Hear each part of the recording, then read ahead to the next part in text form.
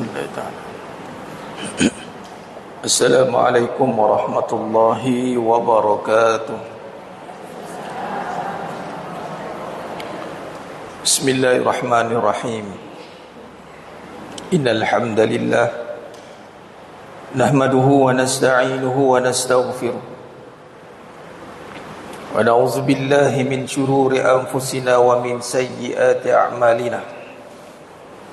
من يهده الله فلا مضل له ومن يضلل فلا هادي له أشهد أن لا إله إلا الله وحده لا شريك له وأشهد أن محمدا عبده ورسوله اللهم صل على سيدنا محمد وعلى آل سيدنا محمد رب يسر ولا تعسر بتمم بالخير رب اشرح لي صدري ويسر لي أمري واحلل عقدة من لساني يفقهوا قولي اللهم افتح علينا حكمتك وانشر علينا من خزائن رحمتك يا أرحم الراحمين اللهم نور قلوبنا بنور هدايتك كما نورت الأرض بنور شمسك أبدا أبدا برحمتك يا أرحم الراحمين اللهم فقهنا في الدين وعلمنا بالتقوى اللهم يسر ولا تعسر بالتمم بالخير ربنا آتنا في الدنيا حسنة وفي الآخرة حسنة وقنا عذاب النار أما بعد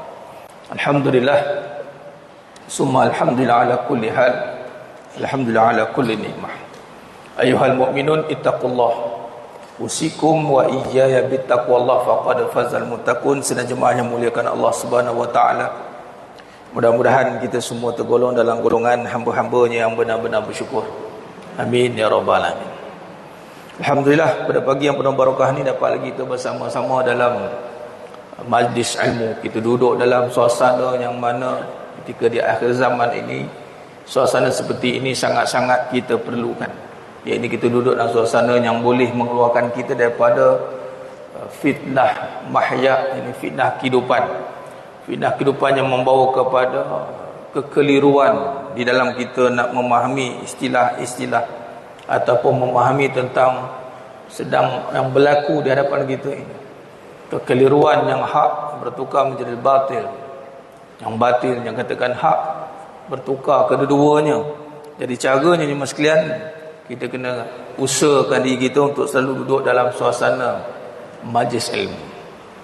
Dengan adanya kita duduk dalam majlis ilmu ini, insya-Allah antara hikmah ataupun hasil natijah daripada ilmu yang kita nakkan adalah Allah berikan kita kefahaman, yufaqihu hafiddin. Al-ilmu yanfa'u bih, yang mana ilmu yang boleh memberi manfaat kepada kita. Yang pertama adalah membebaskan kita daripada tipu daya dunia.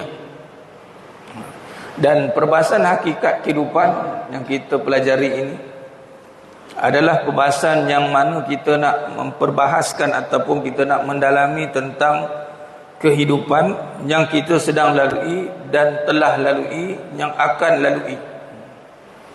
Yang kita sedang lalui sekarang ni, yang telah lalui sebelum ini, betul ke tidak aku lalui sebelum ni, lalu kita nak buat muhasabah, kita buat correction. Kita lalui itu bukan maksud kata bermaksud dalam perjalanan tu pengalaman kita semata-mata, tapi kita nak faham perjalanan hidup kita itu adakah mengikut kepada landasan yang sebenar. Allah jadikan hidup ni bukan sia-sia, bukan saja-saja. Ini hidup bukan kita punya, sebab hidup bukan sifat kita. Sifat kita mati. Itu kena ingat, kena sedar. Kalau belajar tentang akidah tauhid, kita belajar tentang sifat Allah. Yang ada hanya Allah, yang hidup hanya Allah. Faham dua sifat itu nisbah pada diri. Sifat kita tiada, sifat kita mati. Jadi yang hidup sekarang ini ada pemiliknya, sebab sifat tu bukan kita punya. Sifat ada, bukan kita punya. Jadi kalau ada anak, ada isteri, ada suami, ada rumah, ada semuanya, bukan sebab kita, sebab Allah yang maha ada mengadakan. Jadi mana yang tak ada tidak menjadi isu, sebab bukan kita punya. Cuma dunia ni suka buat perbandingan, perbandingan yang tidak tepat. Untunglah engkau ada anak, aku tak ada. Nampak? Bila engkau nak ada anak, dia ingat ada tu atas dia. Nah, dah lama kahwin tak ada anak. Kamu tak makan apa-apa ke, jamu ke apa ke? Mula kait dengan jamu. Nak cuba aku jual ni. Pun nak jual dia punya. Setakat ni, dia mula meleleh. Walhal ada atau tak ada tu bukan atas urusan kita, kita ikhtiar saja. Tapi perbandingan tu kadang berlaku di mata masyarakat. Dia tidak melihat ada tu dengan sifat yang hak. Ini saja dah salah kita tafsir dah. Untung diletakkan pada ada. Padahal untung bukan ada atau tiada. Untung diukur pada iman. Kalau ada dan dia beriman. Apa ciri orang beriman? Dia beramal.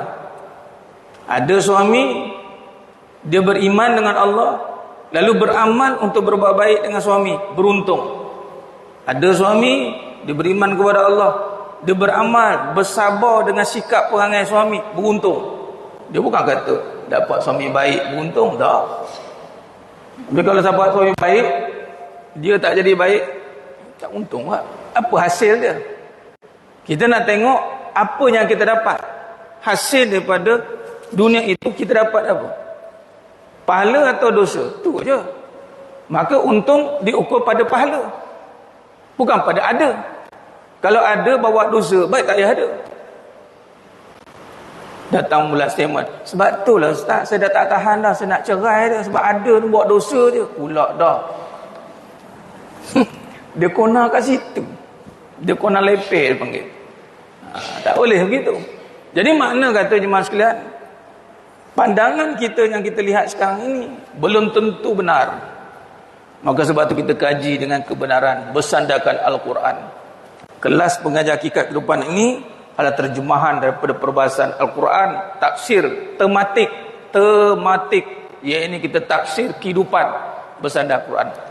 Tafsir ini banyak jenis. Jadi datang mengaji ni, ngaji Quran, dan malah dalam Quran kita letakkan ilmu yang paling utama tu adalah tauhid. Jadi pengajian pagi ini wajib, sebab mengaji nak mengenal Allah melalui kehidupan. Itu bahasanya. Kadang kita mengaji mengenal Allah melalui sifat-sifatnya, betul tidak? Antara kitab yang kita akan buat selingan hakikat kehidupan dan sifat 20. Nanti kita dapatkan kitab ni. Ini guru saya, Tuan Guru Dr. Nik Muhammad Syukri. Kita akan gabungkan perbahasan akidah dan hakikat kehidupan ni. Usul perbahasannya adalah akidah, sebab perkara yang ke depan kita nak yakin tentang apa ke depan. Akidah mesti dipegang ataupun didasari dengan tauhid. Ini mengenal Allah. Maka kita nak mengenal Allah juga melalui kehidupan, melalui kejadiannya. Ada dalilnya. Jadi pengajian kita pada pagi ini memang kalau ikut pada kedudukan ilmu, wajib. Walaupun kita tidak mengaji secara spesifik ilmu tauhid. Namun ilmu tu kalau kita pecah kepada dua bahagian di sudut din yang dipecah kepada dua bahagian. Din yang pertama atau inna dina indallahil Islam. Yakni Islam. Pengajian tentang Islam pecah pada tiga: tauhid, akidah, tauhid, akhlak, syariat. Itu cabang dia. Pecah pula kitab-kitab tentang syariat, fikih, manhaj. Di situ juga belajar pasal hadis. Sebab nak belajar bab hukum, ada hadis sumber hukumnya. Belajar bab tasawuf, pecah kitab Tazkiyatun Nafs, Imam Ghazali. Tauhid pecah pula pada kitab-kitab perbahasan sifat 20. Umul Barahin, kajilah. Adapun ilmu yang kita mesti kena kuasai juga, ilmu cara hidup Islam, cara beragama. Ataupun dia panggil bahasa Jawa the way of life. Itu bahasa Jawa kata. The way of life. Dinul haq. Agama yang benar, hidup yang benar. Yang benar mesti pada agama Islam. Jadi cara nak tengok perbahasan Islam agama ni, contoh kita ambil satu bahagian daripada agama, jadi nak faham tentang tauhid. Mungkin kita tak ada peluang ataupun tak ada diberi kesempatan nak duduk belajar secara formal. Belajar masuk kelas pengajian tauhid, mungkin anak kita masuk sekolah rendah, sekolah menengah, masuk universiti, sambung lagi. Tetapi tidak bermakna kita tidak boleh belajar, kerana kehidupan juga mengajarkan kita tentang ilmu. Itu panggil ilmu kehidupan. Jadi ilmu kehidupan tentang apa? Tentang Allah. Lalu kita nak mengenal Allah, bersandarkan ilmu tauhid yang kita telah pelajari dulu dan sedang belajar ataupun yang akan datang. Namun kita terjemahkan dalam hidup kita. Kehidupan yang kita lalui sekarang ini, kita nak jadi asbab untuk mengenal Allah. Malah kalau lihat kepada Al-Quranul Karim, itulah tujuan kita dijadikan wa ma khalaqtul jinna wal insa illa liya'budun. Tidak Allah jadikan jin dan manusia semata-mata untuk illa liya'budun. Kata al-mufassirin liya'budun diterjemahkan liya'rafun, iaitu mengenal Allah. Jadi bila kata mengenal Allah SWT ni mesti ada perjalanan kaedahnya. Mengenalnya mestilah dengan, ya ini tidak boleh tidak, mestilah mengikut pada tarik nubuwah, jalan kenabian. Kita mengenal dengan jalan sangkaan kita. Aku sangka begini, tak ada. Kita kena ikut Nabi SAW. Kerana Nabi SAW, peranan utamanya utama dan seutama-utamanya adalah membawa kita kenal kepada Allah SWT. Maka bawalah perbahasan sifat wajib bagi Nabi SAW. Bagaimana nak kenal Allah melalui kehidupan? Maka sifat wajib bagi Nabi SAW, sidik, amanah, fatanah, tabligh, soft, yang kita akan kupas satu persatu usulnya, asasnya, usul atau asas kepada perbahasan kehidupan. Lalu dengan 4 usul utama itu kita akan syarahkan. Lalu kita pun renung, hidup aku dulu ni betul tak ikut sidik, ikut benar? Sekarang ni ikut benar tidak? Bukan ikut aku dah, bukan ikut dia, bukan ikut kamu, ikut kebenaran. Wallazi arsala rasulahu bil huda wa dinil haqq liyuzhirahu 'alad dini kulli wa kafa billahi syahida. Nabi Muhammad sallallahu alaihi wasallam diutuskan untuk menyampaikan din, agama al-haqq, yang benar. Maka bila agamanya agama yang benar, kita disebahkan hidup yang benar. Maka bila kita syarahkan kehidupan, maka kita selarikan, adakah hidup aku ini bersandarkan yang benar? Itu cara dia. Macam mana sandarkan yang benar? Kita syarahkan. Dan kita dah bincangkan pun, dan kita akan sambung perbincangan syarahan kita. Yang benar pada dunia ini apa? Kita guna perkataan yang benar. Yang benar pada dunia ini apa? Yakni kita nak kupas dunia ni dengan sifat yang benar, siddiq. Jadi mencari kebenaran di dunia itu menjadi kewajipan bagi kita. Wa tawassaw bil haqq, berpesan-pesan dengan kebenaran, bukan berpesan-pesan dengan kebenaran. Mat, nanti kau dah besar, nanti kau begini-begini ya. Apa perancangan hidup kau? Jadi saya pernah sentuh lah kelas yang lepas-lepas, perancangan hidup. Kalau ditanya perancangan hidup, cuba tengok anak-anak kita jawab apa. Cuba balik ni tuan, ibu sekalian, cuba tanya anak-anak kita atau kita ni, apa perancangan hidup kita? Lepas ni nak kahwin dulu, ataupun nak kerja dulu, lepas tu nak beli rumah, nak bagi mak duit, nak bantu mak. Itu perancangan hidup kah?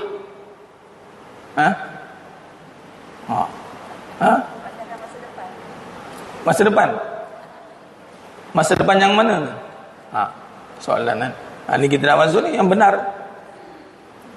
Itu bukan perancangan hidup. Itu perancangan kebendaan. Nak ada rumah, rancanglah nak ada rumah. Nak bagi mak duit, ya kebendaan lah tu. Bagi mak duit kebendaan lah.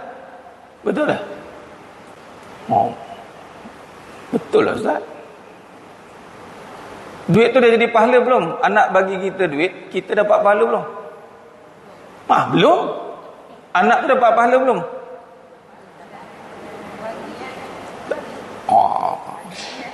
Ya, gantung pada niat. Kalau gantung niat dan lain perbincangan dia. Lain lah. Kalau semata-mata nak bagi mak duit, belum tentu jadi pahala ni masyarakat. Tapi kalau dia niat, dia kehidupan, apa perancangan hidup kau? Perancangan hidup saya, mak nak buat baik. Baru betul. Nak buat kebaikan. Malah lagi tepat, apa perancangan hidup kau? Perancangan hidup mat adalah untuk bersiap sedia untuk mati. Boy. Ini faham pula ni kamu ni. Kerana kita kan bermula mati. Kemudian sekarang kita hidup, lepas kita mati. Hidup bukan sifat kita, mak. Hidup datang pada Allah, sifat Allah. Saya sifat mati. Sudah. Ini betul anak kau cakap. Kalau anak kita mula sebut pasal mati, baru betul dia buat baik. Kalau perkataan mati pun tak dengar, tiba-tiba nak buat baik, silap bulan, buat baik. Hanya yang benar berbuat baik itu, dia nampak perancangan hidupnya akan bertemu mati. Baru dia buat betul-betul baik. Perancangan kehidupan adalah bersiap sedia untuk menghadapi kematian. Kullu nafsin za'iqatul maut. Ini yang pasti, ini yang benar. Habis Ustaz, rumah kereta, anak apa mati, tak payah kahwin, tak payah rumah, tak payah ada kereta. Siapa kata? Malah, ni cara kita bincang. Saya tunggu buat masuk pada perbahasan lah. Supaya kita mudah faham kalimah-kalimah yang kita guna dalam kehidupan. Kemudian kita boleh kaitkan dengan balik nas, Al-Quran, hadis semua. Tak ada masalah. Contoh, nak cari pasangan hidup. Biasa perkataan kita guna mencari pasangan hidup. Betul tak? Pasangan hidup tu, ya, suami isteri lah kan. Anak kita tak kahwin lagi ni, nak cari pasangan hidup. Percaya atau tidak? Perkataan hidup itu kalau salah pakai, dia takkan boleh melakukan apa-apa pun. Contoh, dia mencari pasangan hidup untuk hidup di dunia ini. Lain-lain sekali, pasangan hidup tu tak boleh hidup pun dengan dia. Sebab apa? Masing-masing tak ingat mati. Bila tak ingat mati, masing-masing buat sendiri. Hang buat hang, aku buat aku dia. Sebenarnya nak mencari pasangan mati. Biar elok macam ayat ni. Dah kata nak kebenaran. Kebenaran memang bertentam, mas kalian. Mencari pasangan mati. Tak percaya, okey, kita interview semua pasangan yang ada kat muka bumi ni. Tanya dia, nak hidup balik tak nanti kat syurga? Nah, pasangan matilah tu. Bila nak hidup balik kat syurga bersama-sama, makna dia sedang mencari pasangan untuk mati. Supaya mati dia biar bersama-sama ke syurga. Bau betul setia. Ini isteri aku. Tapi biarkan isteri dia macam itu, tak tutup aurat, tak apa, tak itu, tak didik. Memang tak jumpa lah. Ini suami aku tak. Jangan pantang. Mak adik disukun pantang. Mak badal 6 markat pantang 246. Ini hari saya mula lewat 9.30. Saya sampai awal dah pukul 9 nanti. Saya setiap minggu ada kelas. Saya mengaji bukan mengajar. Saya mengaji Quran 14 riwayat 7 qiraat dengan Datuk Salahuddin Omar Qari. Tadi one to one. Minggu lepas dah tak ada dia kelas tak minggu. Dah 2 minggu tak ada. Beliau terlibat dengan tasih lajnah Al-Quran. Nak tunggu masa dia ada tu. Jadi kalau dia ada memang saya akan batalkan semua perkara yang lain. Pertama, kewajipan saya belajar menuntut Al-Quran. Saya memang niat 2 perkara. Pertama, menjadi penuntut ilmu Al-Quran. Belajar 30 juzuk. Tadi 1 ayat baca qiraat setengah jam. Tukar-tukar. Al-antum. Tu ingat tadi tu. Kul antum. Riwayat Arab. Warshun. Itulah. Pantang. Kait dengan pantang tadi. Duk pertahankan suami. Lain-lain sekali tak jumpa kat sana. Pertahankan suami bermati-mati kat dunia. Ni suami aku pantang. Lain-lain tak jumpa. Di mana kebenarannya hidup kat dunia ni? Pura-pura lah. Pura-pura lah. Kalau betul nak pertahankan dia suami kita, pastikan kita jadi isteri solehah di mata atau di sisi Allah, bukan di sisi suami. Allah iktiraf, dia ni solehah. Maka kalau suami itu benar, kalau dia faham tentang soleh, dia pun buat yang sama. Maka berjumpalah soleh dan solehah di syurga sana. Kemudian abadan abada, kekal abadi di sana. Itu yang benar. Bukan tengok hidup dunia ni. Malah dalam satu kenyataan, Saya tulis daripada perbahasan hakikat kehidupan ni, hati itu hidup. Hati itu hidup bila ingat mati. Hati itu mati bila ingat hidup. Aku tak boleh hidup dengan kau. Memang. Sebab ingat hidup. Bila ingat hidup, apa aku dapat? Kalau ingat mati, apa aku nak bagi? Tuan-tuan, kalau ingat mati nak bagi ke nak dapat? Bagilah. Jemaah sekalian. Apa yang kita nak bagi, itu bila kita ingat mati. Apa yang aku dapat? Bila aku ingat hidup. Bila ingat hidup, Allah kata dalam surah Al-Anbiya ayat 35, kullu nafsin za'iqatul maut, setiapnya hidup pasti mati. Walanabluukum bisyarri wal khair fitnah wa ilaina turja'un. Setiap yang bernyawa pastikan mati, pasti mati, dan kami akan mengujinya. Walanabluukum bisyarri wal khair, dengan keburukan dan kebaikan. Wa ilaina turja'un, fitnah, bisyarri wal khair fitnah, dengan keburukan dan kebaikan. Itu fitnah. Wa ilaina turja'un. Kembali kepada Allah semuanya. Allah nak tengok kita ni mampu kembali tidak kepada Allah dengan ujian-ujian dan cobaan-cobaan tadi. Maka jemaah yang muliakan Allah Subhanahu Wa Taala, maka di sini syarat pertama kalau kita nak mendalami tentang yang benar ini, mestilah kita meletakkan balik sifat wajib bagi Nabi sallallahu alaihi wasallam itu sebagai tujuan atau panduan atau kaedah dalam membahaskan perkara-perkara di dalam hidup kita ini. Terutamanya tentang tadi kita bincang tentang dunia ini. Apa sebenarnya? Maka kalau kita lihat dalam nas Al-Quran daripada Allah SWT, kalamullah, banyak surah yang berkait, yang menjelaskan, yang menyatakan keadaan dunia ini bagaimana rupanya. Kalau kita lihat dalam surah An-Nahlu ayat 96, ma indakum yanfad wa ma indallahi baqa wa lanajziyannallaha wa lanajziyannal ladzina sabaru ajrahum bi ahsani ma kanu ya'malun. Sebenarnya firman Allah SWT, sebenarnya kalau surah An-Nahl ayat 96, sebenarnya ma indakum yanfad, apa yang ada pada kamu, yang di sisi kamu habis. Apa yang ada pada kita habis. Kenyataan ni, kebenaran ini mesti kita terima. Apa yang ada di sisi kita, ada ke tak ada ke, habis. Baginya ada sementara ada, bagi yang tiada bukan bahagian dia. Ada atau tiada, ma indakum yanfad wa ma indallahi baqa, di sisi Allah yang tetap kekal. Jadi apa saja yang ada di sisi kita sekarang, nak tahu dunia ke tidak, apa yang habis tu dunia. Apa yang habis dunia lah.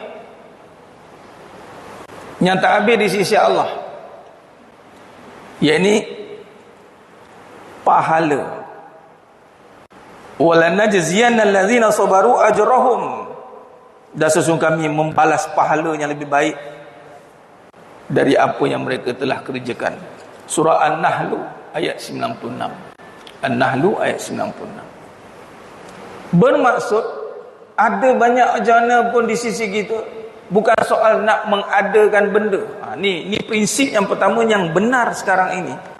Nak mengadakan pahala, walaupun bahasa mudahnya ataupun setengah orang ni kena faham, ada setengah tu dia belajar tentang perjalanan tasawuf, penyucian hati.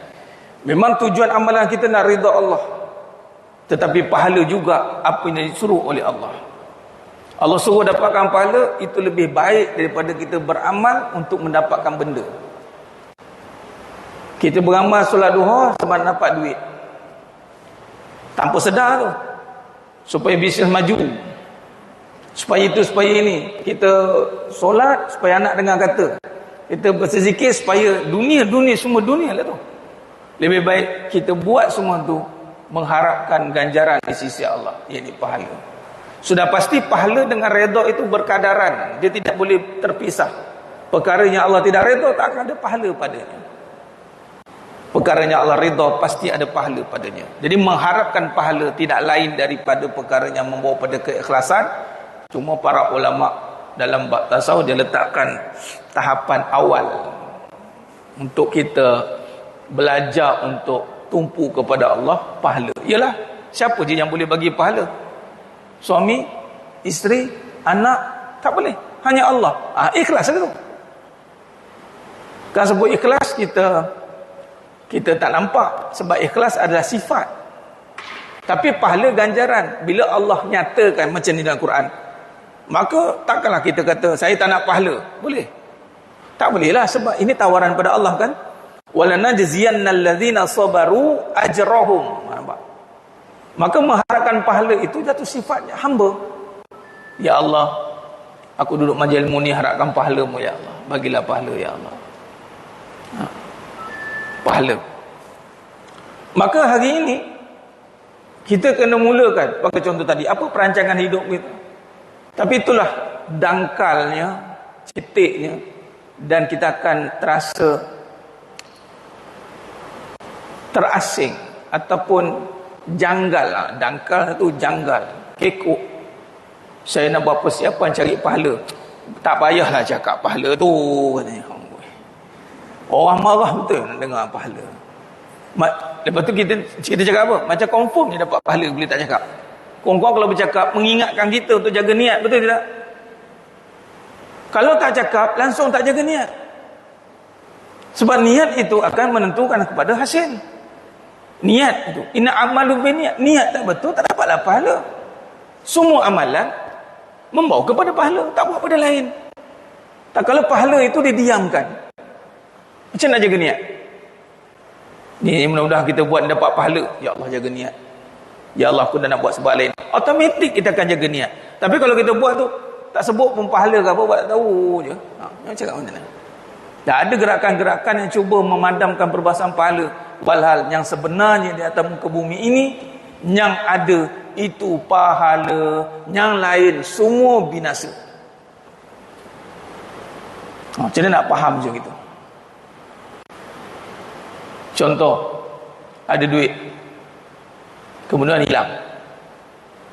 Mana lagi seronok? Ada duit ataupun hilang duit? Sudah. Ada duit lah Ustaz, seronok. Soalan, sebab apa seronok? Sebab boleh order, boleh macam-macam. Tengok, perkataan seronok tu pun sepatutnya kita kena sudah belajar untuk letakkan kepada hakikat, haknya. Yang ni seronok hanya pada pahala. Saya seronok Ustaz, dapat duit ni boleh bagi ke orang, boleh ke ini, sedekah, infak.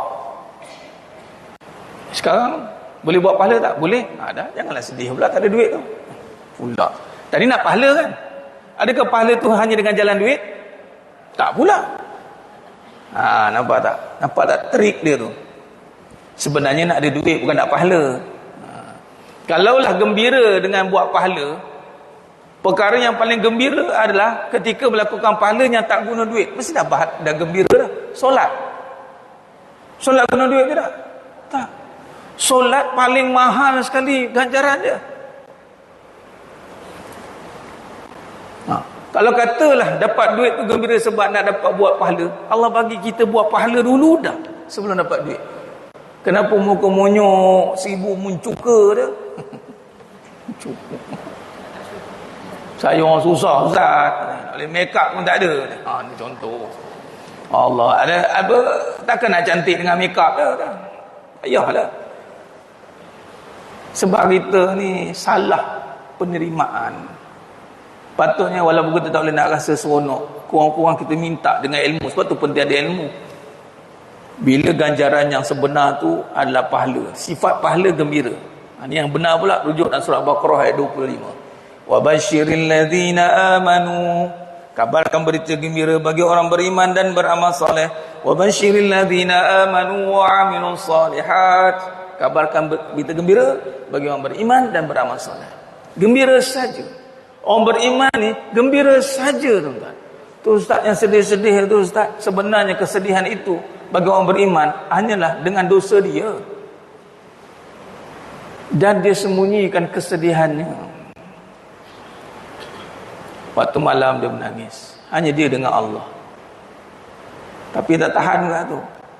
Dan tengok upload kat Facebook. Oh, malam yang penuh dengan tangisan. Apa-apalah buat perangai macam tu kan. Kita rasa tak puas kita. Ini pun satu masalah juga. Sedangkan Allah yang maha menentu, Allah yang mengganjarkan segala-galanya, Allah pemilik segala-galanya. Tapi bila kita nak bercakap hanya dengan Allah, rasa tak puas.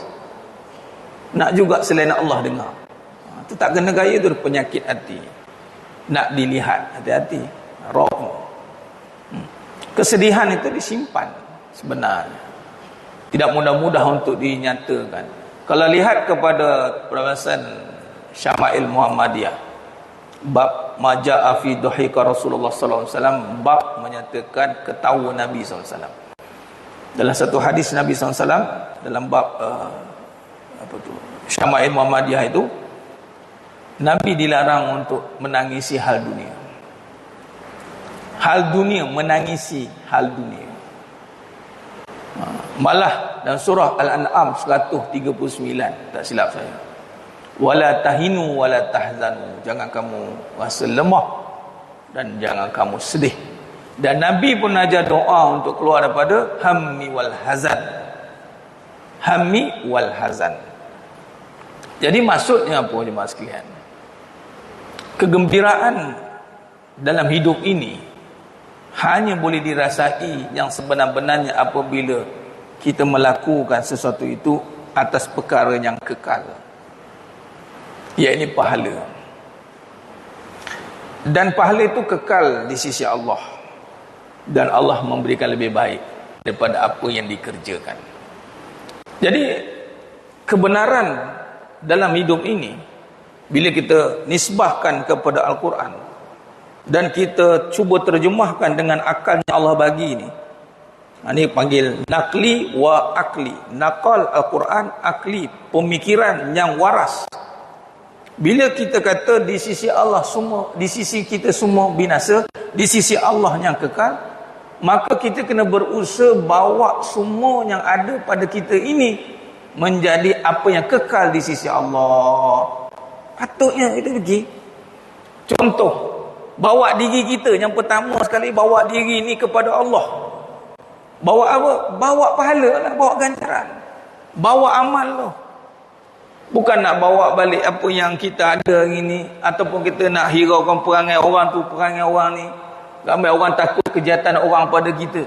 Walhal yang ditanya bukan kejahatan orang, yang ditanya kejahatan kita pada orang. Kan? Jadi kalau kita sedar bahawasanya kita nak bawa balik kepada Allah itu dengan perkara yang kekal, malah yang kekal hanyalah apa yang Allah janjikan, maka hari ini berubahlah untuk buat perkara yang kekal. Berbalik pada mati tadi, hanya orang yang faham kematian, hidup yang sebenar menuju mati. Mati bukan perbahasan sedih, menangisi sehingga kita lemah, tak buat berdaya, tak ada buat apa. Bukan. Tangisan yang sebenar itu adalah mohon keampunan kepada Allah atas segala dosa. Adapun mati yang kita faham adalah perkataannya, kita melihat ada satu lagi kehidupan yang sedang menanti. Di sebalik tabir tu ada satu hidup lagi. Jadi kita akan bermati-matian buat sehabis baik di sini, maka supaya kita hidup bahagia di sana nanti. Bermaksud hidup sekarang tak sempatlah nak kecewa. Itu maksudnya. Sebab orang beriman ni hebat. Walaupun dihancurkan seluruh binaan dia diambil macam sekarang ni Palestin diuji dengan serangan daripada Zionis, hilang anak, hilang suami, hilang isteri, tetapi orang Islam dia tidak nampak kehilangan. Dia hanya nampak hanya perhentian untuk satu destinasi yang ke depan. Allah bagi iman kat mereka. Itu kita cerita pasal Palestin. Kalau cerita pasal Sumayyah, wanita biasa, bukan biasa lagi dah, hamba. Ketika dibuat mental torture, orang panggil dibuat psycho, dia bunuh anak depan-depan. Dia kata apa? Jumpa kat syurga. Kenapa? Adakah lemah semangat Sumayyah? Lembik habis badan, ketar habis dah. Sebab hidup dia pada anak dia, hidup dia pada suami dia. Dah, hidupku matiku untuk Allah. Tengok orang beriman. Ni kita cakap boleh semangat. Kena belajarlah cakap macam ni untuk semangat. Tu je lah. Lama-lama cakap semangat lah. Kan? Ini kalau ustaz cakap-cakap kan diuji kan, longgar pula lutut kan. Kenalah cakap banyak kali supaya semangat tu datang. Kalau tak pernah bercakap macam itu, macam mana?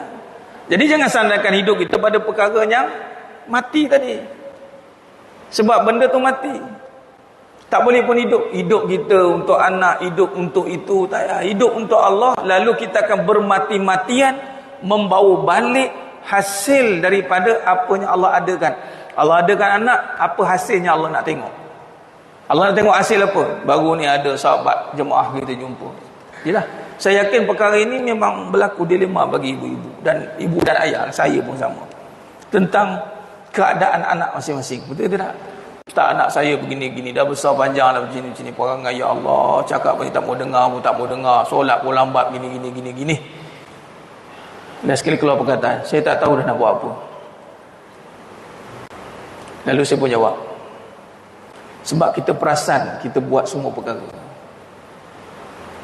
Dan yang lebih tepat saya kata, kita ni menentukan hasil kepada anak kita. Walau Allah tak pernah suruh pun nak menentukan hasil anak jadi apa. Betul tak? Silap bulan kita lebih nak menentukan hasil sebab nak menutup air muka je, malu orang cakap. Malu orang cakap. Kita lebih nak jaga air muka. Ni saya cakap hakikat kehidupan ni, saya cerita realiti ya. Walhal Allah tak pernah kata pun kau hasil anak kau mesti jadi begini-begini. Hasil anak kau mesti jadi Al-Hafiz 5 orang. Semua. Dah. Allah melihat usaha kita mendidik dia yang tak henti. Lalu saya pun cakap dekat jemaah tu, ibu tu, puan tu. Allah setara pencipta pun bercakap dengan ciptaan dia tak henti-henti. Fa bi ayyi ala'i rabbikuma tukadziban. Berapa kali? Ada kira? 31 kali. Ibaratnya macam mana tahu? Keluar pintu tutup. Anak kita ni keluar pintu jin dia tak tutup. Keluar pintu tutup. Keluar pintu tutup. Keluar pintu tutup. Berapa kali ulang? Ulang sampai dia tutup. Tak payahlah bebel dekat situ. Aku ni akan pernah melahirkan kau. Kau tahu tak punya degil kau ni apa nak jadi kau ni. Dia suruh tutup pintu, cakap tutup pintu je lah. Yang kita mau bebel tu dah faham. Kau tu tension lah, itulah. Dan saya pun cakap tu lama kan. Saya pun jawab macam ni. Jangan jadi mak-mak sangat lah. Kan?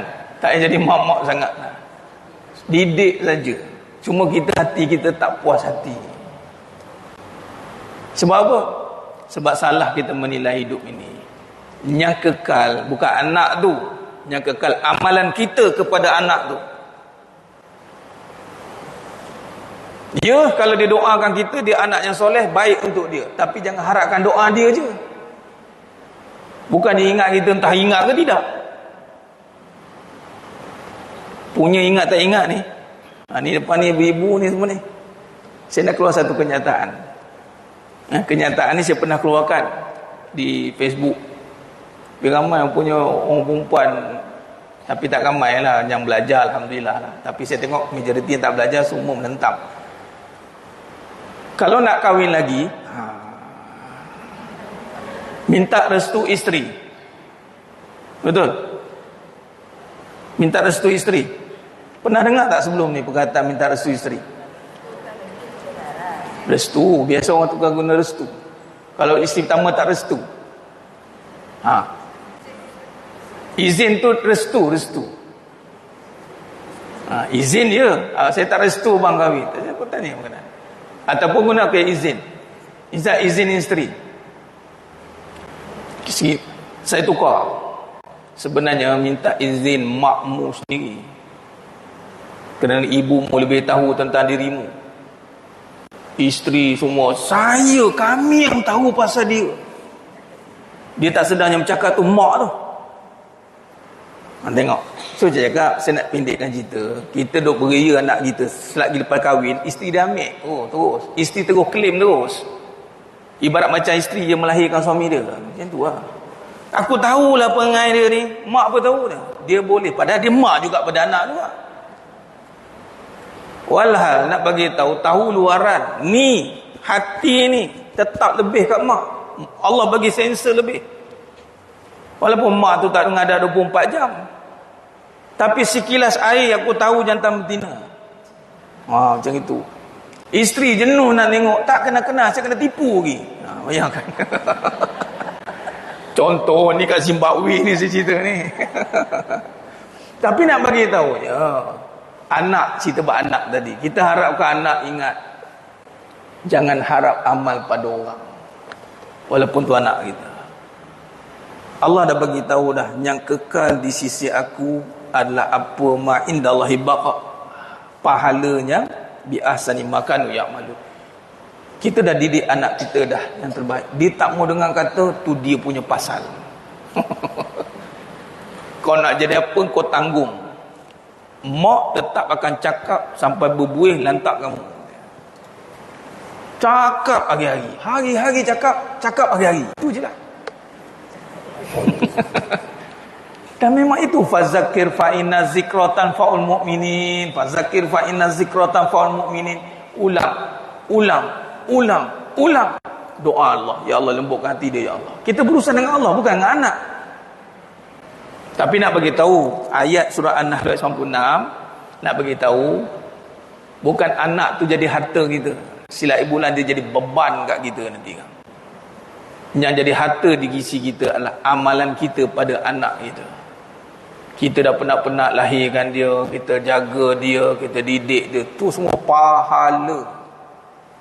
Kita pun lega. Tinggal dia nak jadi apa, tu dia punya cerita, kau yang rugi. Dan takkan terkait contoh mak baik anak jahat, tak ada terkait sebab mak saya antara orang yang bangkang nak salahkan mak ayah. Macam anak-anak tu tak ada akal nak fikir. Tu bahasa dia. Kena dengan saya, kita bagi cinta. Sikit nak salahkan mak ayah. Mak dah melahirkan penat-penat nak nyalahkan lagi. Nasib mak tak cakap, salah aku melahirkan kau ni kata. Ala-ala nak salah, kita salahkan lahir kata pun. Allah Akbar. Jadi sebenarnya menyamulkan Allah Ta'ala. Maka kita boleh lihat ni surah An-Nahl 96 ni. Hati-hati jangan kita melihat seakan yang tak ada itu diukur dengan benda. Akhirnya kita sedih dengan tak ada benda, seronok dengan ada benda. Memang perasaan begitu, tapi iman membetulkan ataupun memimpin perasaan itu. Iman kata yang kekal pahala. Jangan tengok hasilnya. Ya Allah. Dan selepas itu mulalah kita berharap, mudah-mudahan ya Allah, penat pergi jerih, penat lelah aku didik anak aku ni ya Allah, bagilah pahala ya Allah. Kan senang. Ni apa nak jadi dengan anak aku ya Allah? Apa nak jadi tak jadi kat situ. Memanglah orang semua cerita macam itu, tapi orang beriman tidak begitu jemaah sekalian. Allah nak minta jadi, minta ke Allah lah. Allah yang bagi jadi. Jadi kita jangan sakit hati. Dalam sekali marah Allah, kenapa tak bagi jadi anak baik? Dah pula dah. Kan? Perlahan kita akan marah Allah. Jadi Allah dah bagi tahu, hasil jangan fikir. Sekarang fikirkan apa yang kita sedang lakukan. Ini yang kekal. Tadi duit hilang. Allah hilang duit. Kita sebut kalimah istirja. Pahala lah nanti. Tapi itulah. Inilah pahala nak juga. Duit nak juga. Dua-dua tu. Alah, dua-dua sekali dia nak. Pelan-pelan. Nombor satu pahala dulu. Jadi kebenaran kalau kita lihat lagi cuma sekalian. Dalam surah Al-Fatir ayat 5. Al-Fatir ayat 5. Ya ayuhan nasu inna wa'dallahi haqqa. Hai manusia, sesungguhnya janji Allah adalah benar. Ni. Di dunia ini kehidupan kita, surah Al-Fatir ayat 5. Al-Fatir ayat 5. Hai manusia, inna wa'dallahi haqqa. Allah beritahu hai manusia, janji Allah adalah benar. Maka kita di dunia ini hidup dengan janji Allah. Janji manusia, insya-Allah, itu je lah. Abang janji abang akan jaga kamu. Kita pun pandang atas bawah. Yalah bang, saya jaga-jaga je bang, tak apalah. Faham tak tu? Abang janji abang akan jaga kamu. Yalah bang, saya jaga-jaga je dengan abang. Faham? Tak adanya manusia nak jaga kita je. Setakat mana dia nak jaga kita? Depan mata je betul. Bukan depan mata, belakang kita pun dah tak nampak dah apa depan. Habis tu Ustaz nak biar kan? Siapa suruh biar? Kita suruh beramal. Buatlah baik, bukan buat jahat.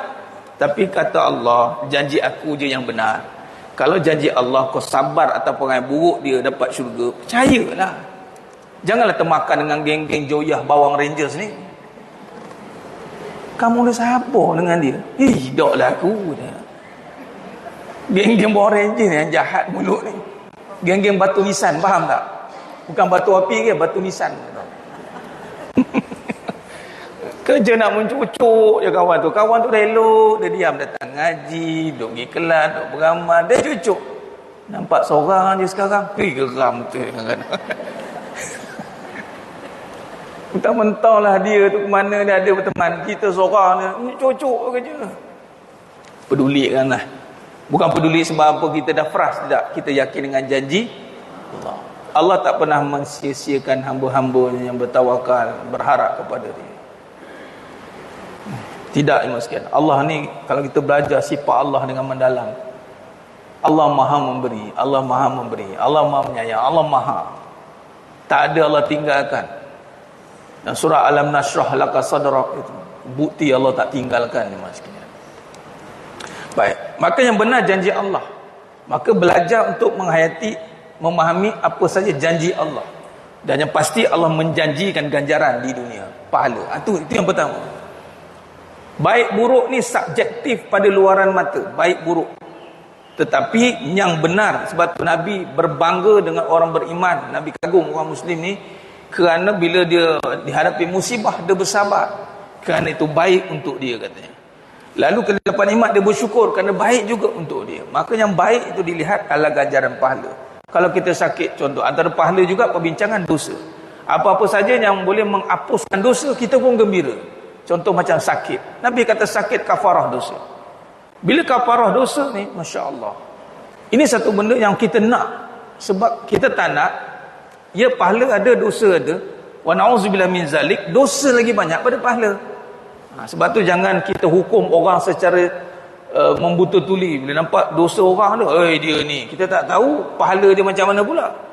Sebab yang diadili nanti Allah akan kumpulkan dosa pahala orang kita, kemudian Allah timbang. Kata almarhum Datuk Seri Abu Hasanuddin Alafi, dalam bab dosa pahala ni jemaah sekalian, bukan dikira setiap satu dosa masuk neraka, bukan. Setiap dosa dikira walau sebesar biji sawi.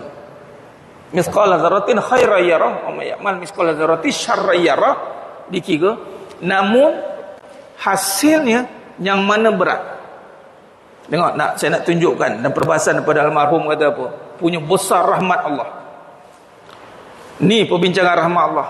999 dosa, 1000 pahala. Berat dosa ke pahala? 999 dosa, 1000 pahala. Berat dosa, berat pahala. Kemana pergi? 999 dosa, 1000 pahala. Berat dosa, pahala. Pahala lah berat, satu lebih kan. 1000 pahala. Maka yang berat timbangan pahala, walaupun beza satu, masuk syurga. Dan ulama kata 999 ini diampunkan Allah. Tak kisah besar ke kecil, kumpul-kumpul, berat mana? Bukan maksud tak kisah buat dosa, kena faham tu. Lepas ni aku tak kisahlah buat dosa. Ustaz kata kena ingat, dalam tak kisah tu berat dosa padan muka. Dah tak kisah sangat.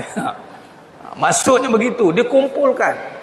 Bila dia kumpulkan, berat mana? Sekarang 999 pahala ini beliau syarahkan begini, saya sampaikan sebab akal kita faham macam itu. Dan di sana nanti Yaumul Mizan memang nampak fizikal dosa pahala. 999 pahala, 1000 dosa. Berat mana? Masuk mana?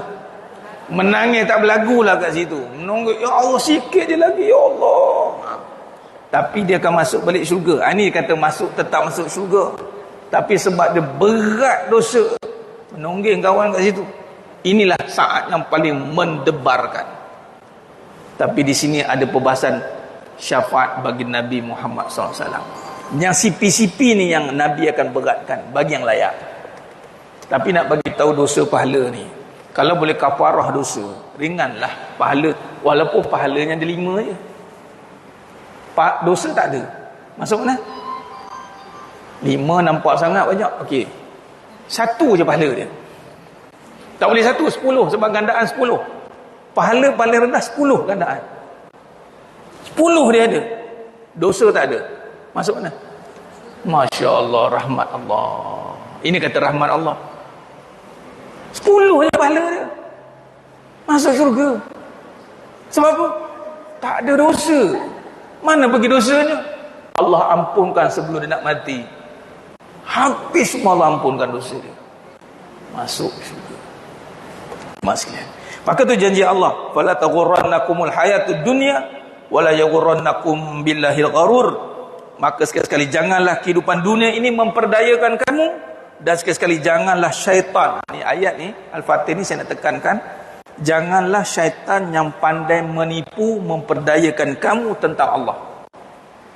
Iblis ni kita dah cerita bab dunia jangan tertipu ni. Saat lagi syaitan iblis ni dia masuk dekat mana pula? Dia akan guna nama Allah pula. Allah juga yang suruh cari dunia ni. Kalau kita tak usaha macam mana? Dia gunakan nama Allah untuk dapat habuan dunia. Hati-hati. Akhirnya dapat dunia bukan dapat Allah. Kerana Allah suruh dapat habuan akhirat. Tapi dia gunakan perkataan dunia untuk dapatkan, gunakan kalimah Allah untuk dapatkan dunia. Hati-hati. Ini Allah kata ni, wala yaghurrannakum billahi gharur. Jangan sampai syaitan yang pandai menipu tentang Allah pula. Hati-hati. Jadi sedang jemaah yang mulia taala. Maka di sini kita telah pun bincangkan sebuah sikit. Nanti kita sambung lain perbahasan kita ni. Yang kita akan melihat, kita akan mula menilai, kita akan mula memperbetulkan balik. Di sini kadang-kadang kita faham macam ni. Sebab tu ada pegangan pahaman yang dipanggil turun-temurun yang kita faham selama ni salah, kita kena buang. Pahaman pun boleh mengganggu iman kita jemaah sekalian. Macam contoh tadi, nakkan benda, ialah pahala-pahala juga, tapi sekurang-kurang dia kena macam ni, dia nakkan dunia berpihak pada dia, itu maksud dia. Walhal bukan dunia itu yang nak dilihat hasilnya. Yang nak dilihat adalah usaha kita untuk mendapatkan ridha Allah melalui jalan amal. Baik pun dapat pahala, buruk pun dapat pahala kalau betul caranya. Kalau baik dapat pahala, dapat suami yang baik, bersyukur dia, taat, dapat pahala juga. Dapat suami yang tak baik, sabar dia, pahala juga. Jadi dua-dua pahala di sisi Allah sama tu, tang pahala. Beza kita tu bentuk datang ujian tu saja. Silat hari bulan, yang sabar tu lagi banyak pula pahala daripada yang syukur tu, silat bulan. Yang baik kan, sebab baik tu dia terleka lebih sikit. Yang susah ni dia beringat banyak sikit. Kan dah. Tapi kita tak naklah macam itu. Kita nak baik pun ingat banyak, buruk pun ingat banyak. Itu sebenarnya misi kita berbalik pada tadi, mukadimah kita nak mengenal Allah. Sekarang kita sedang mengenal Allah melalui janji-janjinya. Dengan Allah ni kita kena kenal janji Allah, barulah kita datang semangat. Semangat itu yang kita nak tanamkan dalam diri kita jemaah sekalian. Baik, insya-Allah berhenti setakat tu dulu, kita tutup dengan munajat umat. Munajat umat ni insya-Allah kita adakan setiap kali kelas. Munajat umat ni bi qiraatil Fatihah yang saya belajar dengan tuan guru lah, Datuk Syekh Salahuddin Umar Qari. Hanya yang ambil 14 riwayat 7 qiraat saja yang ijazahkan doa. Hanya ada doa tu, Allahumma bil haqqil Fatihah tu. Saya dapat alhamdulillah setakat apa yang tuan guru kata, yang belajar, yang saya belajar ni dipanggil qiraat jama'i. Dikumpulkan 7 qiraat baca serentak. Setakat ni saya seorang lah kat Malaysia ni katanya, sebab guru saya ni umur 70 lebih, senior Al-Azhar, pengasas Darul Quran, nombor 1, Laznah pentasih Al-Quran. Dan semua ni sebab apa? Ni ada sebab juga. Kerana ibunda dan ayahanda saya waktu melahirkan saya, sebelum tu jenis menuntut ilmu, belajar Quran. Ayah saya mengajar tajwid 37 tahun. Mak saya waktu semalam berborak dengan mak saya, mengandung, syarat mengandung saya, Irit bawa pergi Taman Melewa. Tahu Taman Melewa? Tu geng-geng mak saya tu dengan ayah saya. Irit bawa pergi dengar ceramah, bawa buayan, ambil buayan dengar ceramah. Jadi kalau boleh istiqamah dengan majlis ilmu ni, kesan yang dijamin insya-Allah memang terkena dekat anak-anak. Walaupun kita tak cakap secara direct. Yang saya kan, kita duduk sekolah asrama apa tu keluar, tapi akhirnya Allah gerakkan barakah tu sampai. Saya tempias berkat pada mak ayah. Nyak bersusah payah membawa belajar ngaji. Jadi kalau nak balik pada tip tadi, anak nak terjaga juga, kita jaga diri kita dengan majlis ilmu, jaga diri tu. Tapi janganlah tengok anak tu jadi apa pula. Pusing kat situ pula, tak tengok anak aku jadi apa. Tak payahlah. Tak payah kaitkan dengan sesiapa. Tapi nak bagi tahu kesannya insya-Allah. Insya-Allah. Ada kesan. Jadi alhamdulillah saya pun dapat, jadi kita boleh baca secara terbuka. Jadi saya pernah terangkan. Ya. Ya.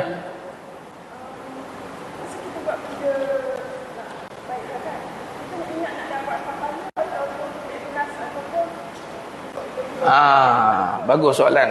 Inilah soalan yang Hajah ni kata, kita nak ingat apa? Pertama kita ingat janji Allah. Allah ganjarkan pahala tu. Itu adalah ikhlas. Itu adalah ikhlas. Yang tak ikhlas ini adalah mengharapkan ketika buat benda, kurang-kurang orang tu terima kasih lah kat kita. Kurang-kurang say thank you lah, saya dah buat macam-macam dah ni. Jangan ingat apa hasil orang yang bagi, apa yang dapat pada bentuk benda. Selagi mana tak ingat itu, maka itu jalan ikhlas. Contoh kita datang, kita buat soal, kita masak, kita buat, saya dapat pahala je bang. Atas bawah pandang kita, iyalah tu awak ni tak percaya sudah. Sebut tu je, dapat pahala. Dan pahala tu adalah jalan untuk mendidik kita ikhlas. Sebab pahala hanya Allah je bagi. Betul lah tu, ingat pahala. Ingat pahala ni fahamlah. Maknanya kita nak alihkan kefahaman, tak nak fikir lain. Okey. Timbul soalan kedua pula ni. Soalan, habis tu Ustaz, nak anak jadi baik, nak dapat duit, nak itu, takkan tak boleh minta ke apa? Kalau nak hajat, khusus Allah dah ajar. Ud'uni astajib lakum. Doa. Minta lah. Tak ada masalah. Dalam sujud akhir solat, tengah rukuk boleh, tengah sujud boleh, dalam hati lah. Kalau boleh bahasa Arab, takalam fil Arabiah lah. Tak ada masalah lah. Tak kena dalam hati. Lepas solat, waktu hujan, carilah waktu-waktu yang mana mustajab doa. Doa ini ibadah dan bukan setiap kata-kata jadi doa. Tapi ada waktu yang ketika berkata Allah terima. Itu doa. Tapi kata-kata bukan doa. Walaupun dalam doa ada kata-kata. Saya dengan faham kan? Jangan pukul kata doa je, kata-kata je doa. Tak. Walaupun dalam doa ada kata-kata. Doa adalah ibadah, dimulai dengan puji Allah, selawat pada Nabi SAW, doa kat mak ayah, kemudian baru minta hajat, tutup balik dengan selawat pada Nabi SAW dan doa keampunan muslim wa muslimat. Adapun berharap tu lain. Dah lepas doa, kita berharap kata, ya Allah mudah-mudahan terimalah aku ni doa tadi, ya Allah. Sambil masak, ya Allah terimalah, ya Allah doa tadi. Ya Allah, saya masak tadi, bukan masak sebab nak jadi baik, tapi tengah masak kita berdoa pada Allah. Kita berharap, ayat berharap, harap ya Allah, aku doa tadi minta anak jadi baik, harap-haraplah ya Allah, kau baikkanlah anak aku. Itu adalah rentetan, susulan daripada doa. Itu juga dipanggil af'al, perbuatan kita dengan berharap. Melalui perbuatan baik pun juga menjadi harap kita kepada Allah. Mula kita datang majlis, mudah-mudahan ya Allah, harapan buat baik ni, sebab doa mesti selepasnya ada amal. Dia bukan doa saja. Dia doa disertai dengan amal soleh. Amal soleh itu juga menjadi grant, menjadi penjamin kepada doa tu diterima oleh Allah, kabul. Tu cara dia. Boleh? Ya? Alhamdulillah. Saya cukup seronok bila, sebab saya lihat kadang-kadang tu memang itu menjadi dilema kita antara amalan. Kita tak tahu nak fokuskan, bukan tak tahu, tapi tak tahu nak bezalah. Tapi bila kita alhamdulillah melalui pengajian hakikat kehidupan ni, kita boleh Allah bagi ilham, hikmah, kita rujuk pada perbahasan para ulama, maka kita baru jelas bahawasanya amalan itu hanya fokus pada pahala.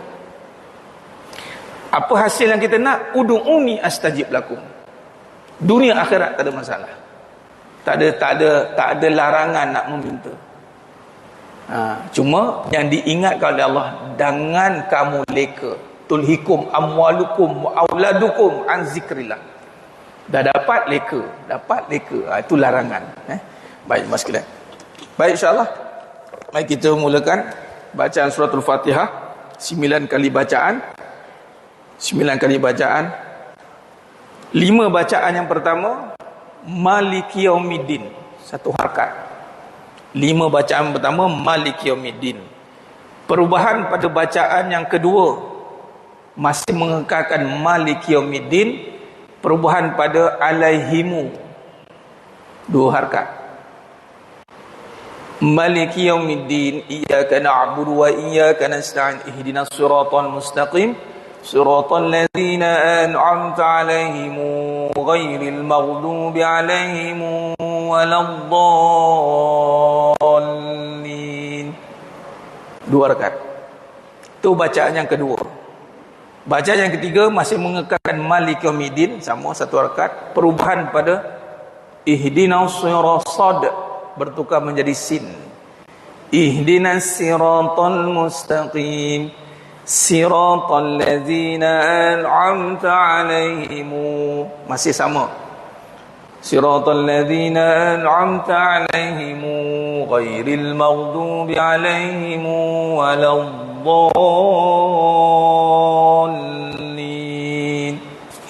Amin.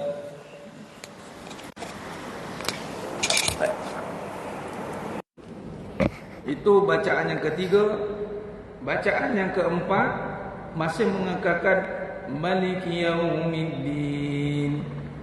Perubahan pada sad, yakni bertukar pada zai.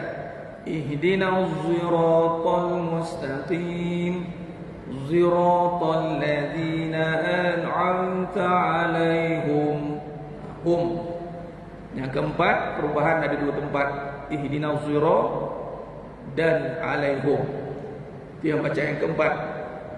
Bacaan yang kelima, perubahan pada Maliki Yaumiddin dan perubahan pada ihdinas siratal mustaqim. Yang pertama, siratal lazzi. Yang kedua, kekal kembali kepada riwayat asal Hafsun. Riwayat kita baca asal Hafsun. Dan belakang masih sama, siratal ladzina an'amta 'alaihim ghairil maghdubi 'alaihim waladdallin. Amin. Baik, bacaan yang keenam kembali kepada riwayat asal Hafsun yang kita baca biasa. Maliki Yaumiddin, 'alaihim ihdinas siratal mustaqim, 'alaihim ila akhir ayat. Dan bacaan yang ketujuh, perubahan pada Maliki Yaumiddin, alhamdulillahirabbil alamin, arrahmanir rahim, 2 rakaat. Arrahmanir rahim, Maliki Yaumiddin. Yang ketujuh, yang lain sama, alaihim ila akhir ayat. Perubahan ada arrahmanir rahim, 2 rakaat. Bacaan yang ke-8, perubahan pada Ar-Rahmanir Rahim, 4 rakaat. Ar-Rahmanir Rahim, Maliki Yaumiddin ila akhir ayat, sama, alaihim. Bacaan yang terakhir yang ke-9, perubahan masih pada Ar-Rahmanir Rahim, 6 rakaat. Maliki Yaumiddin ila akhir ayat, sama. Kemudian 9 kali bacaan ini, di akhirnya kita akan doa yang dikhususkan pada 7 qiraat ini. Dan di sini bacaannya adalah Allahumma bil haqqil Fatihah wa bihaqqil ladzi jaa bil Fatihah. Kita ikut baca betul. Saya dia baca. Allahumma bil haqqil Fatihah wa bihaqqil ladzi jaa bil Fatihah wa bihaqqika man unzilat alaihi al Fatihah. Bila saya sebut nas'aluka an, ya Allah, bisirri, sesungguhnya niat nanti. Cuma saya pecah bertiga. Nas'aluka an, ya Allah, fi kulli hajat, khususan penegara Malaysia. Kita doakan negara kita jauh daripada balak bencana malapetaka, banjir besar, kemarau berpanjangan, dan khususan Palestin. Allah beri kejayaan kepada Palestin. Baik. Yang pertama, saya akan ulang lagi sekali. Wa nas'aluka an, ya Allah, fi kulli hajat, ya Rabb, kabulkan segala hajat kami. Niat segala hajat. Fi kulli hajat. InsyaAllah, bagi yang nak buat air ruqyah, sila ambil air cepat. Kita buat air Al-Fatihah, buka tutup sini. Air ruqyah Fatihah 7 qiraat. Juga kita menjadi surah Al-Fatihah adalah surah ruqyah, ibu bagi segala ruqyah, Al-Fatihah. Dan yang kita baca ni, alhamdulillah, Allah izinkan, keikutkan saya dia baca, tapi guru saya bagi izin baca secara terbuka. Semua imam 14 riwayat, 14 murid, 7 imam baca. Ibaratnya baca tadi ada 7 imam besar tengah baca, dengan perubahan-perubahan dialek, menunjukkan ibarat seperti menteri-menteri besar turun, 14 negeri bermaksud yang di-Pertuan Agong nak turun. Macam itulah. Ada event besar. Sebab tu setiap kali munajat umat, bisa sebut munajat umat, baca Fatihah, dia bukan event kecil. 2 surah yang turun ketika membacanya. Pertama Al-Fatihah, turun 7 peta langit terbuka, pintu langit terbuka. Sebab tu sikit-sikit kita baca Al-Fatihah supaya terbuka pintu langit, angkat. Dan 2 surah akhir ayat Al-Baqarah, 2 ayat lillahi ma fis samawati wa ardh. Ambil peluang ni mas sekalian, Dan nak pula kita duduk dalam majlis ilmu, double lah.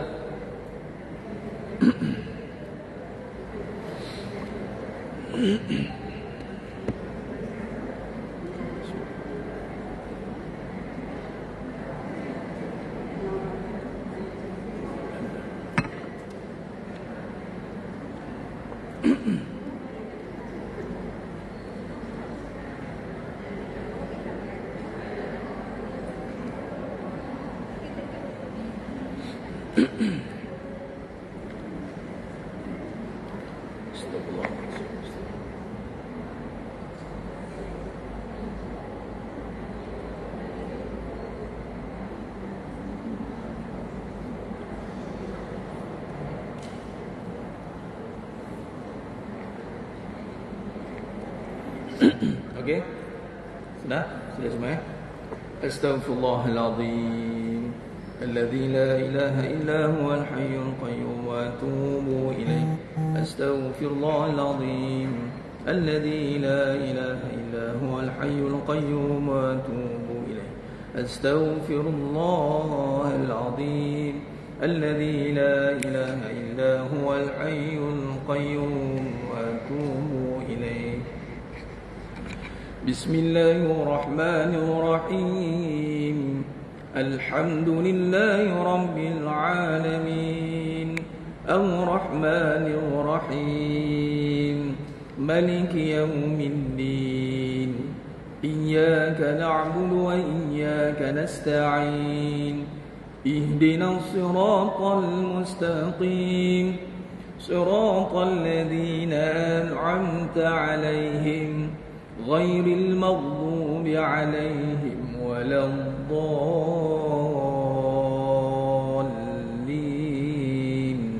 آمين. بسم الله الرحمن الرحيم. الحمد لله رب العالمين.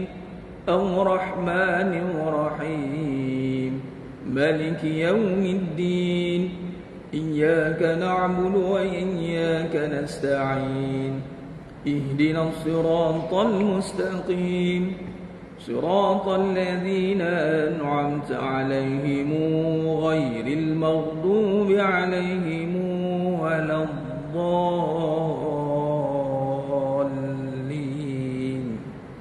آمين. بسم الله الرحمن الرحيم. الحمد لله رب العالمين الرحمن الرحيم مالك يوم الدين إياك نعبد وإياك نستعين اهدنا الصراط المستقيم صراط الذين أنعمت عليهم غير المغضوب عليهم ولا الضالين آمين. بسم الله الرحمن الرحيم. الحمد لله رب العالمين الرحمن الرحيم مالك يوم الدين إياك نعبد وإياك نستعين اهدنا الصراط المستقيم صراط الذين أنعمت عليهم غير المغضوب عليهم ولا الضالين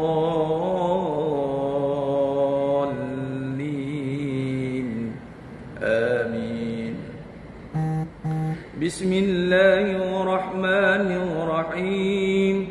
الحمد لله رب العالمين الرحمن الرحيم مالك يوم الدين إياك نعبد وإياك نستعين اهدنا الصراط المستقيم صراط الذين أنعمت عليهم غير المغضوب عليهم ولا الضالين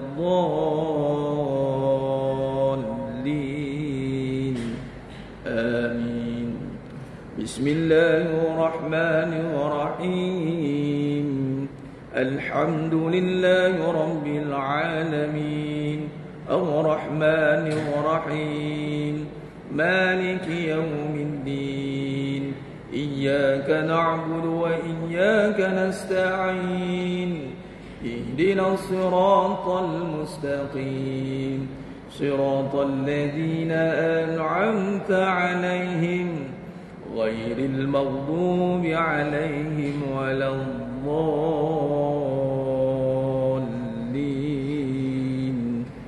آمين.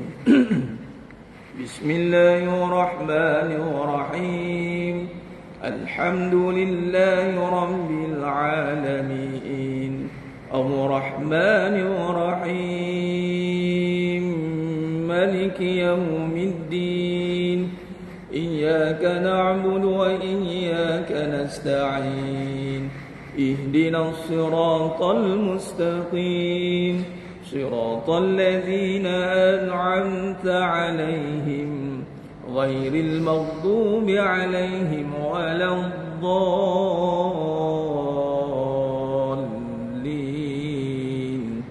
آمين. بسم الله الرحمن الرحيم. الحمد لله رب العالمين الرحمن الرحيم مالك يوم الدين إياك نعبد وإياك نستعين اهدنا الصراط المستقيم صراط الذين أنعمت عليهم غير المغضوب عليهم ولا الضالين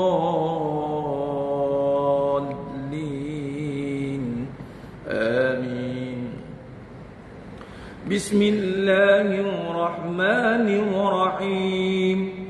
الحمد لله رب العالمين الرحمن الرحيم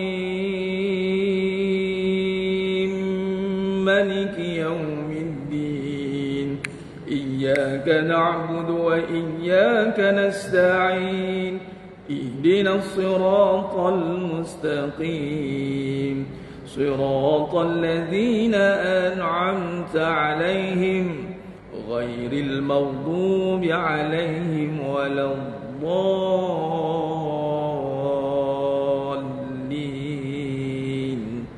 آمين. اللهم بالحق الفاتحة وبحق الذي جاء بالفاتحة وبحقك من أنزلت عليه الفاتحة نسألك أن يا الله في كل حاجة يا رب khususan negara Malaysia ya Allah, jauhkan dari segala bala bencana malapetaka, banjir besar, kemarau yang berpanjangan, kesusahan, kepayahan ya Rabb. Begitu juga pada negara Palestin ya Allah, berikan kejayaan kepada mereka ya Allah. Nas'aluka an ya Allah fi kulli haja ya Rabb, khususan pada semua jemaah yang ada pada pagi ini dan yang menonton ya Allah. Kabulkan segala hajat kami dunia dan akhirat, segala urusan kami ya Allah dunia dan akhirat ya Rabb. Wa sallallahu ala sayyidina Muhammad wa ala alihi wa sahbihi wa sallam walhamdulillahi rabbil alamin. Taqabbalallahu minkum wa minkum taqabbal ya karim. Alhamdulillah, semuanya Allah Ta'ala, syukur kepada Allah. Pada pagi ini kita diberikan izin oleh Allah untuk majlis ilmu, majlis zikrullah dan majlis munajat umat. Kita bacakan tadi itu, saya namakan majlis munajat umat. InsyaAllah kita akan bacakan pada setiap kali majlis kita, majlis ilmu. Dan kepada jemaah yang berkelapangan untuk bersama-sama dengan majlis munajat umat, boleh secara online. Cuma mula saya lambat sikit lah, 11.30 malam, di Facebook saya Farid Abu Aulia. Ataupun yang nak datang hari Ahad di Teratak Warisan Roh di Merbau Sempak, kita ada buat pengajian talaki pukul 10.30 sampai pukul 12. Ada makan sekali lah. Makan tu nombor satu lah. Pengajian kita untuk kita mengasah dan majlis munajat umat juga insyaAllah. Nanti boleh dapatkan di alamat di jawatan kuasa lah insyaAllah. Itu saja. Menampung maaf dari saya ada kekurangan, terkasar kata tu kurang bicara dalam penyampaian. Hanya Allah Ta'ala sajalah yang mampu menyempurnakan perbahasan kita pada pagi yang penuh barakah ni. Aku lupa li hadza wa sallallahu alaihi wa lakum wa bila taufiq wal hidayah. Assalamualaikum warahmatullahi wabarakatuh. Kita tangguh dengan tasbih kafarah dan suratul asr. Subhanakallahumma wa bihamdik asyhadu an la ilaha illa anta astaghfiruka wa atubu. Bismillahirrahmanirrahim. Wal 'asr. Innal insana fi khusr illa alladhina amanu wa amilus solihat wa tawassaw bil haqq wa tawassaw bis sabr. Wallahu a'lam bissawab.